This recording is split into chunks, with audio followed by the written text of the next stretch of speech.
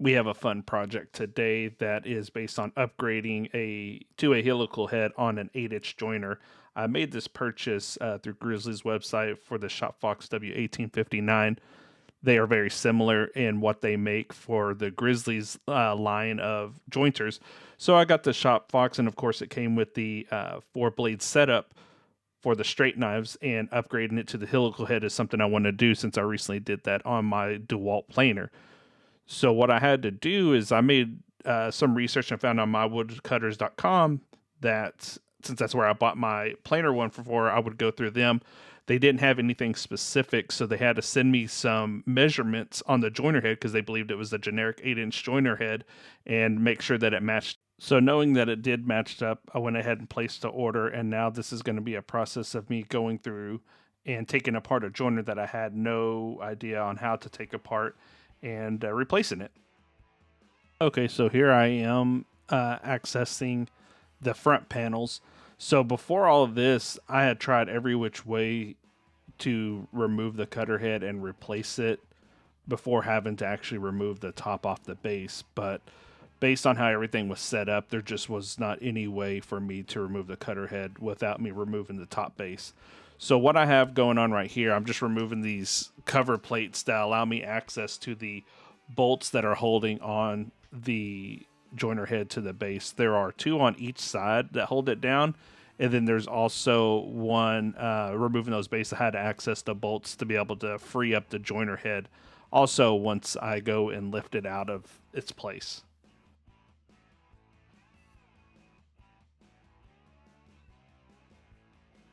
Also, with this replacement, you will have to do a lot of adjustment. That's what I found out. So, removing these covers is just going to help you in the future with doing those adjustments to make sure everything's coplanar from the outfeed and infeed. So, here's what I was talking about earlier with the 4 bolts. I got those removed, and that's just me verifying that there's nothing else that's holding it on. Another thing you didn't see, I did remove the fence from the back because that was a hefty piece, so it added unnecessary weight to it. On this part, I'm going through on the cutter head and moving over the items from the old joiner head to the new one. Bearings already came with this, so I didn't have to worry about any kind of pressing those on or anything like that. Obviously, being the joiner head that it is, it's very sharp with all of those carbide teeth.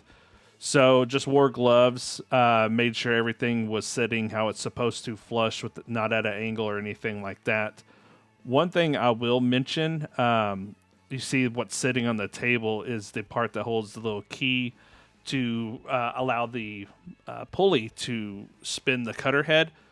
I pushed that all the way down, not thinking anything. But obviously, whenever I ran it for the first time, it smelled like burnt rubber. And what it was is I pushed it too far up, so that belt was rubbing against part of the machine, causing it to melt and make those make the smell that it has. So for anybody that does this, make sure it's just flush at the very end instead of pushing it all the way forward to the cutter head. Just make sure it's flush with the end of the head on the right hand side so that you're not rubbing up against anything. So at this point, I have the cutter head installed. I'm just going through and installing the 2 screws that are holding it down to the actual joiner head from this perspective. And then once that's installed, then I move to the back and install the part that holds the belt from the motor to make the joiner head run. And once all that's done, then I go through the process of maneuvering it and setting it on the base so that I can bolt it down and then start final touch-ups with the machine and putting it back together and everything like that.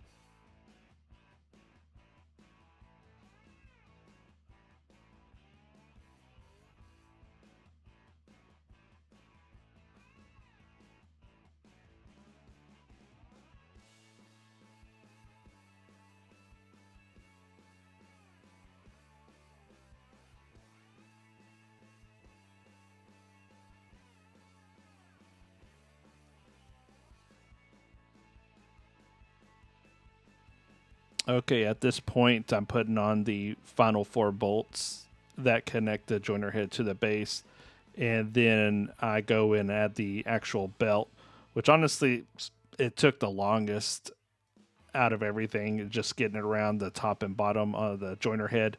So that took the longest, just fiddling around, getting the teeth to sink into the notches that are on the wheels, so that way it doesn't slip off or anything like that. And as I said earlier, this is the part the belt was rubbing on the inside or causing it to, so I had to do some minor adjustments after the fact from that. So once I got it installed, I added the plates back onto the machine and covered everything up like it was supposed to be, and then I go through the move to the front on getting the fence and everything up installed.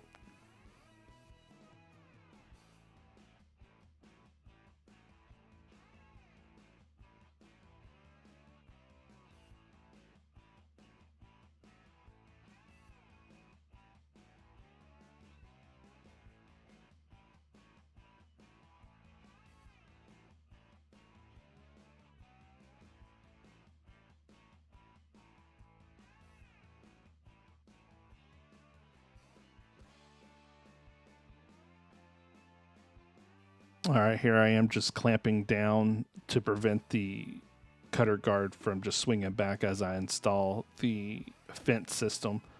Just one bolt that's holding it down, so nothing major. I just need to make sure that it's tight enough where it's not going to lift forward and skew your angles, and also tight enough where it stays in the teeth but doesn't get locked down so you can't move it, as you can see with that rack and pinion type of motion. So this is just me adding it back on, making sure it's square for where I set it up. 90% of the time it stays in the same area that I have it to, so I don't move it back and forth too much from its original. So just making sure that it's square right here helped me out, and I'll probably hardly ever move it from this space once I have it.